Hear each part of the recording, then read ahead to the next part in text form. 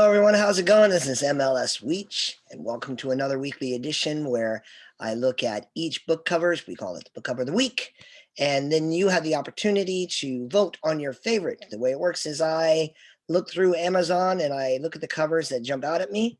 I take a few moments to talk about each one and why I think they stand out and maybe how they could get a little bit better.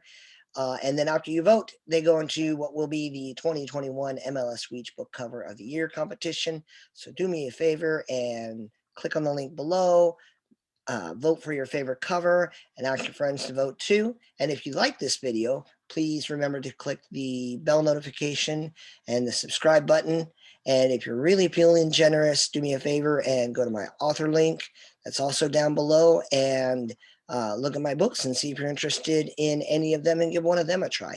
That is always, always appreciated.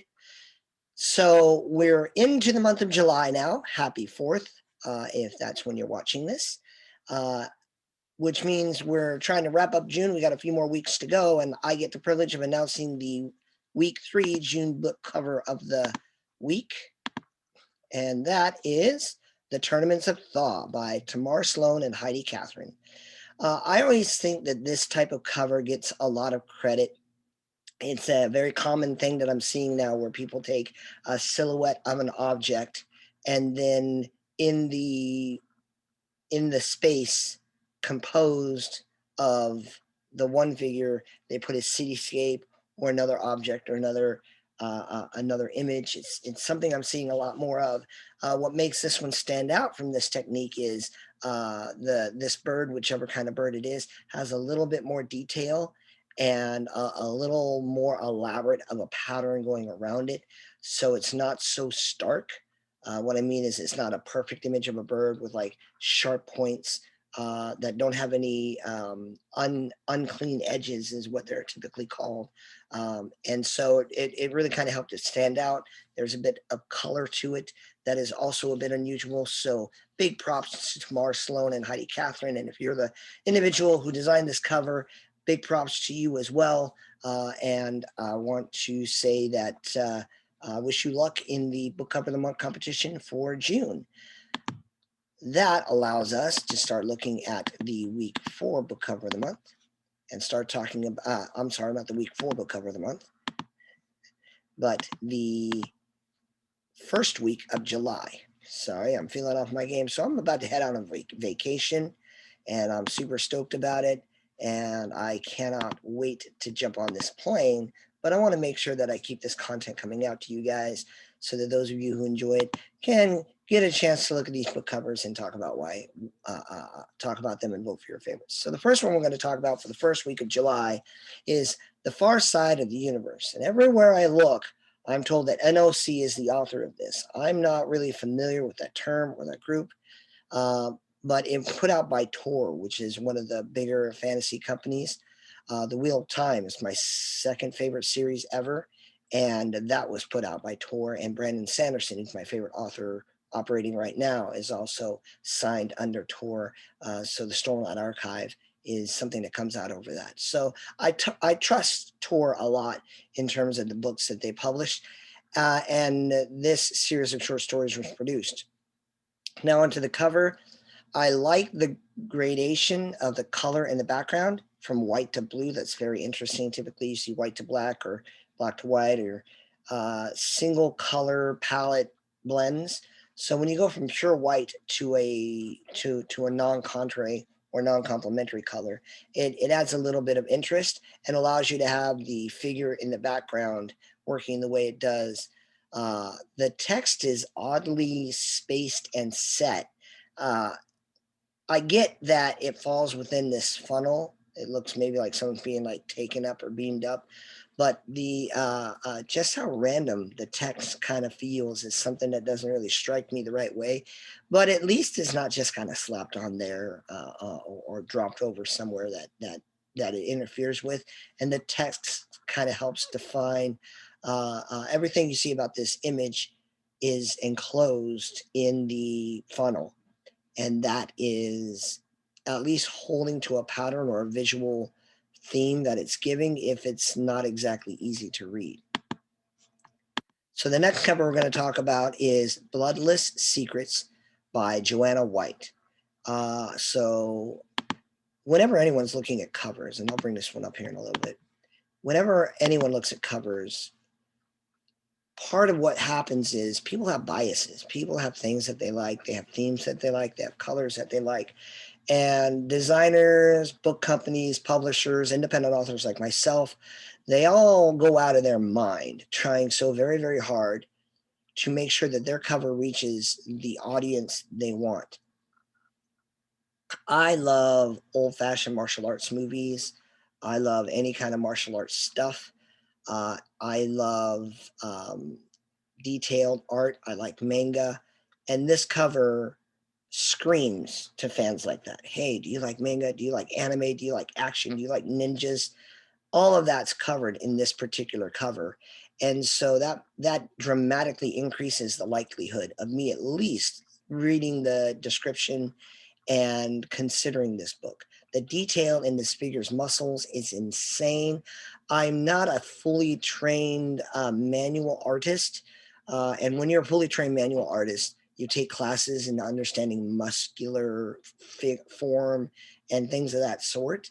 So I can't speak to that too much, but the guy looks ripped, and the detail used to demonstrate that is fantastic. Compositionally, which I am qualified to talk about, the figure's just a little bit off center, and that really helps with the composition.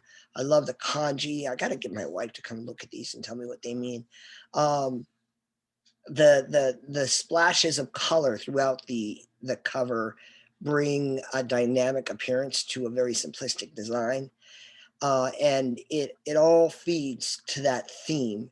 And if your cover aligns to a theme, that's why you see a lot of the same things in book covers, how they all kind of look alike, because they're all kind of calling to the same people and they're all looking for the same thing. Yeah, you can do a great thing if you stand out. But if you're different, then you run the risk of your audience not knowing this book is for them because it doesn't look like other books they've read. It's always a fine art. It's always a balance. And I'm a huge fan of this cover, even though it's very, very, very simplistic. It's white, it's red, well, gray and it's red, and it's got varying degrees of gray, but that's about it. The text is well chosen. The author text isn't overly powerful. It really lets the actual image speak for itself, and I really appreciate that. The next cover we're going to talk about is called the LC Protocol, or the Elki Protocol. I'm not quite sure, and please, Lord, help me with the pronunciation of the name. I believe it's Bav Grostovanov. But I mean, I'm going to bring this image up, and anyone who wants to correct me, feel free. I don't want to insult anyone's name. I don't want to disrespect anyone. I'm showing everyone this cover because I think it's awesome and I think it deserves credit. But, names are pretty tough, and I'm doing my best based on what I can find. So I honestly love the color, the light, and the style of this cover. It speaks a little bit more to comic book art, which is also something I'm a fan of. The color on this is fantastic, and the way this light was used is very understated but masterful.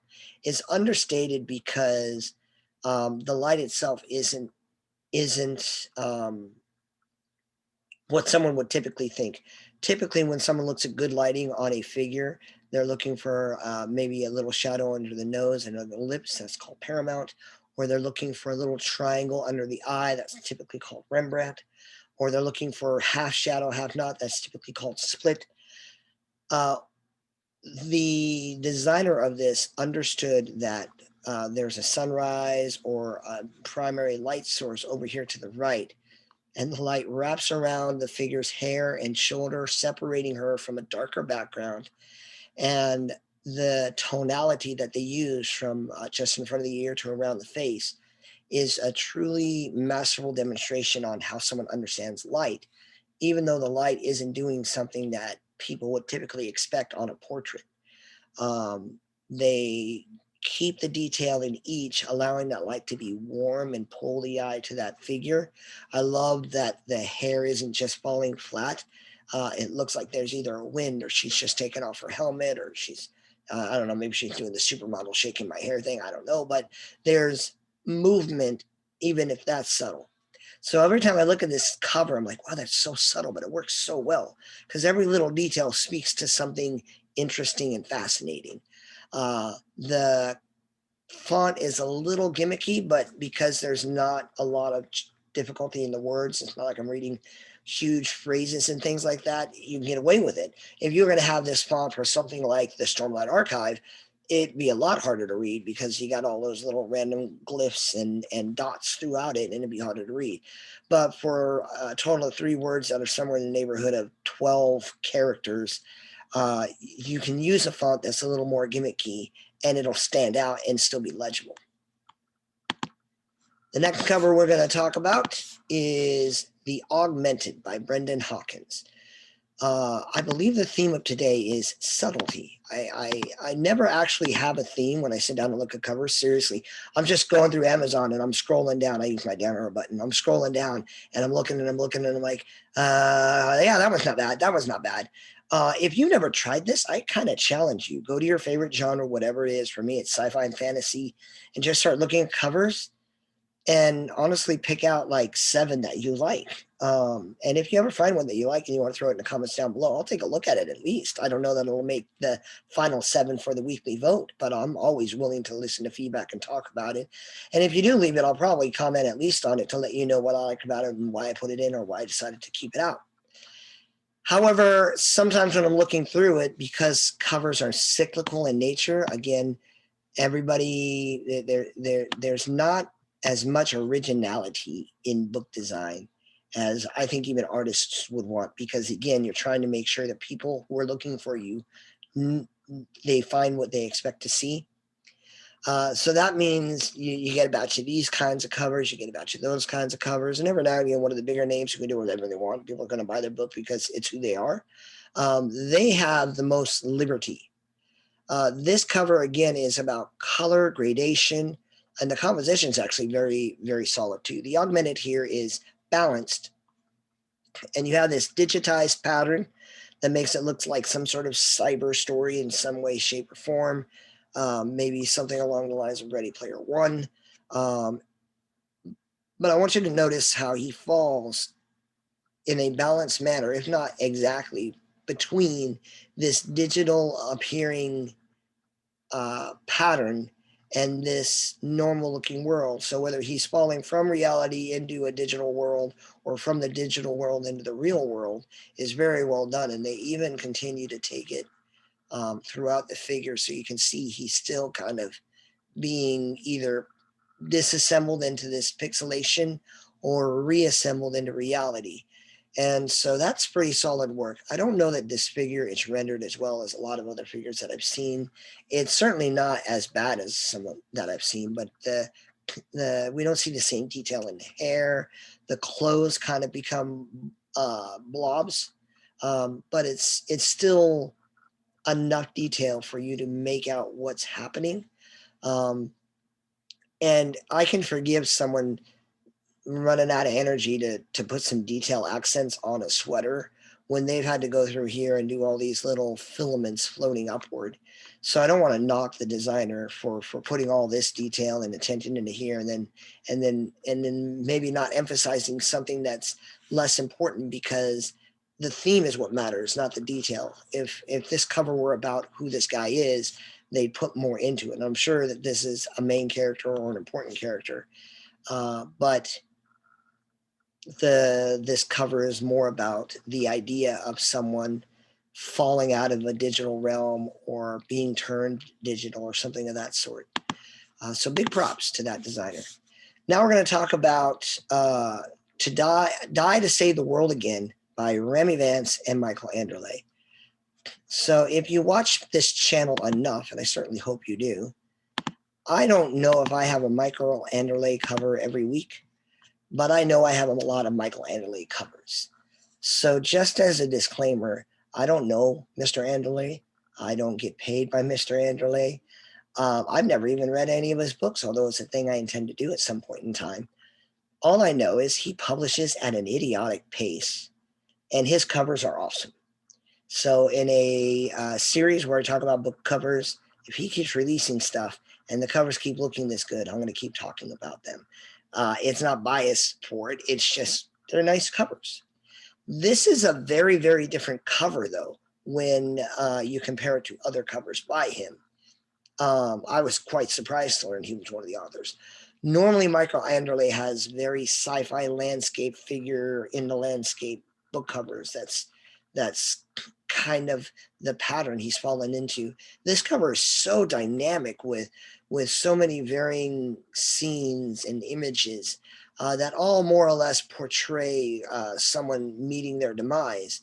Um, they use splits of landscapes to help people kind of segment or create frames for each scenario. And then all the text is centered around it. The other thing I want to mention is this concept called a Dutch tilt. A Dutch tilt, and in today's society, look, that's just what they called it my whole life. So there's a term you prefer me to use, just let me know and I'll use it. But I do understand the etymology of what it's implying. What's happening though is the horizon line in an image is typically expected to be straight. And when you have an image that has tilted horizon lines or tilted composition, that is what you call it. And you use that technique to fill the frame. And this designer used it to create a circle of visual images that surround the title text, which I just love. I think it's great. I would have never thought that I'd be like, red font on a cover, I like it. I almost always hate it. But here it is. It's legible because there's enough contrast.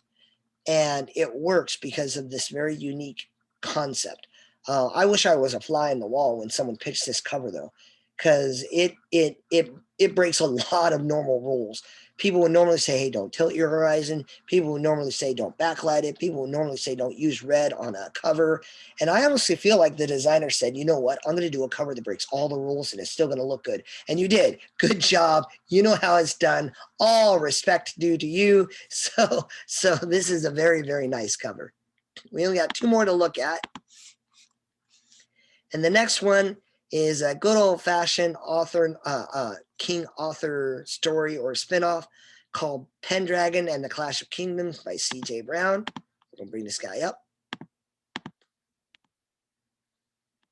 So this is probably the least dynamic of the covers, but this might end up being everyone's favorite because it's also a much more traditional looking cover for this genre. This is just a army or a line of mounted soldiers heading off to battle or forming their lines. Anyone looking for fantasy stories is gonna see a landscape like this, and the detail and the light of this cover are fantastic. I really appreciate seeing how the light's breaking through the clouds and they're using that to soften the way the light should appear so that it wraps around the metal and it accounts for what's called specular highlights. So if you look at the parts in the metal where you see that reflection, that's what happens when you shine light on metal things. A lot of you can notice in my glasses every now and again, depending upon how I move, how the light, even from my monitor, from my window over here, hits my glasses and bounces off them onto back into this camera. And so that's a lot of knowledge for this designer. So I can give him props for the detail in the art. I can give him props for the beauty of the light. I can give him props for understanding how the light would fall. I'm not remotely a fan of the font choice and the way it was placed. It is very typical to take your prepositions and your conjunctions and your articles and make them smalls. Wheel of time, and you see like the and then of is like tiny. Anytime you have a phrase, it's very typical, and I don't blame them for that. But this text just doesn't look grouped or balanced, and it kind of looks like a set of stairs falling down. At the very least, it's falling down toward the main figure, so I can understand that. I think if I were going to fix it, I would bring the conjunctions, articles, and prepositions down even more. let Clash be even bigger and have kingdoms go all the way across like Pendragon does. So at least it's a group of text and it just doesn't feel that random and that boxed in. And I don't think the author text, he may be a very, very famous author. He may be a very, very great author, but there's just no need to, when you're putting an author's name on what's essentially black space, it doesn't have to be so huge. It competes with all the other visual elements on it. And if you are selling the author's name, then make it the main visual element and let everything else work around it. Competing elements never does anyone any favors because the viewer doesn't know what to look at. They don't know what they want to see. It doesn't take away from the light. It doesn't take away from the detail. It doesn't take away from the cool landscape.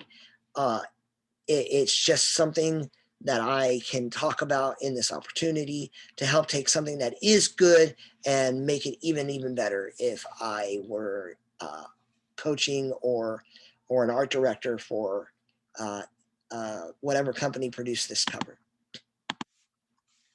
The last one we're going to talk about is simplistic, but it is so beautiful, and it's Pelagia by Steve Holloway. I believe is how you pronounce this book cover that we have right here. So very, very simple. Sunrise, tower. I talked about the horizon, and here you see that the horizon curves, but it's very clearly a designer saying, I'm looking at this from the scope of a global planet, and I'm so far back using a lens that's so distinct, I can see the curvature of the world.